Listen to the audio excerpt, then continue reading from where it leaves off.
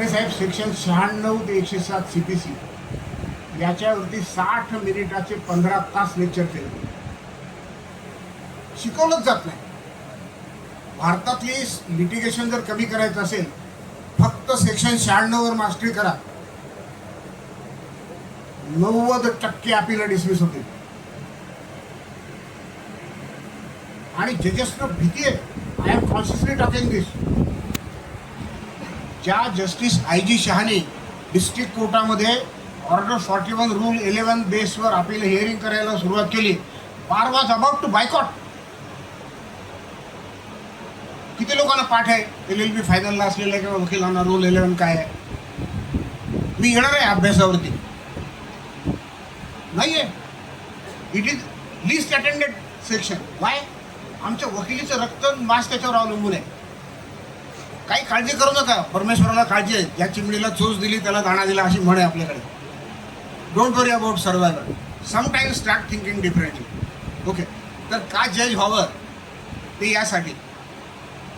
संख्या वाढली आहे, स्पर्धा कमी झाली आहे. म्हणजे मी माझ्या लहानपणचं सांगतोय, एक माणूस सिनियर डिव्हिजनमधून रिटायर झाला, दुसरा ज्युनियर डिव्हिजनमधून रिटायर झाला. Nobody had a feeling of insult. काय राव, मला प्रमोशन मिळालं नाही. अरे आता तर पोस्ट इतक्या वाढल्यात की थोडं गुण दाखवले तर 8 वर्षात सिनियर डिव्हिजन होतो, पुढच्या 4 वर्षात डिस्ट्रिक्ट येत होतो. त्या काळात कलंक विना कलंक निवृत्त झाला JMFC म्हणून. Satisfied life. अजून काय पाहिजे? 12 वर्षानंतर पुढच्या पोस्टचा पगार मिळतोच आहे आणि न्यायाचं काम तर गती आलेली असते करून करून. त्यामुळं वर्क इज वर्शिप करून न्यायाचं काम केलं, काही दुःख वाटायचं कारण नाही. आणि मी पुढे जे काही सांगणार आहे त्यानंतर तर न्यायाधीशाचं काम अत्यंत सोपं होतं. मला जजचं काम सोपं का गेलं? ऐका पोरांनो, मी माझ्या 29 वर्षाच्या वकिलीपैकी 25 वर्ष 4.5 तासाच्या वर झोपलेलो नाही आहे.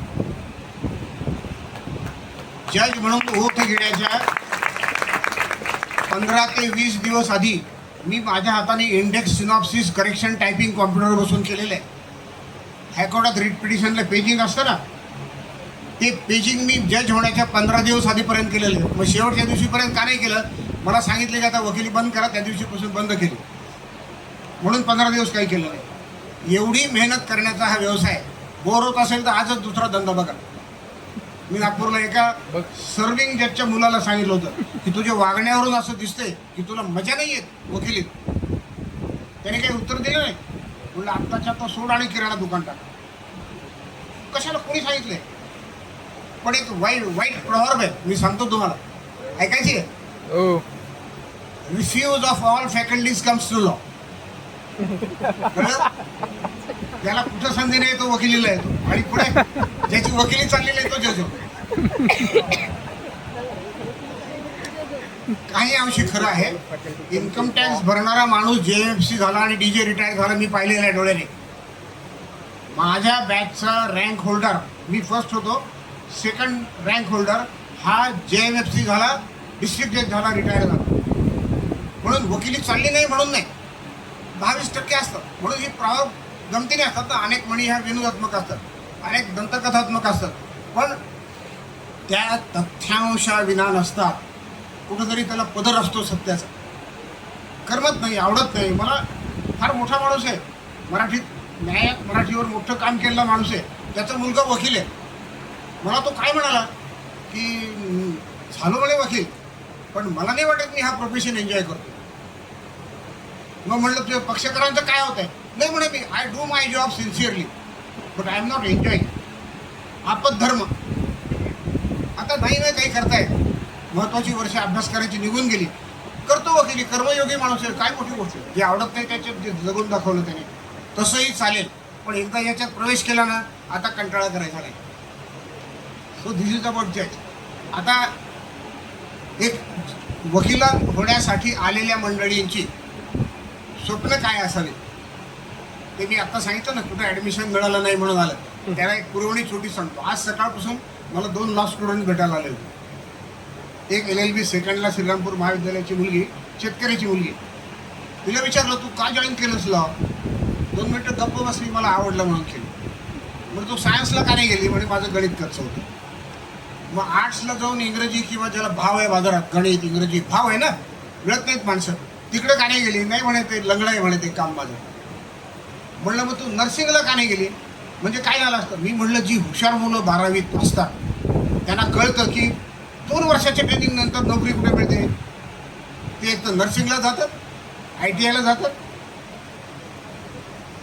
किंवा आणखीन या टाईपच्या जे 2-3 वर्षानंतर जॉब मिळणाऱ्या नोकऱ्या शोधतात. तर तुम्हाला ते पण नाही जमलं, मग तुम्ही लॉला आलात. मग आता आलात तर किती मेहनत करायला पाहिजे? बरं, गंमत अशी आहे की 10-20 वर्ष मेहनत केल्यावर तुम्हाला लोक साहेब म्हणायला लागतात,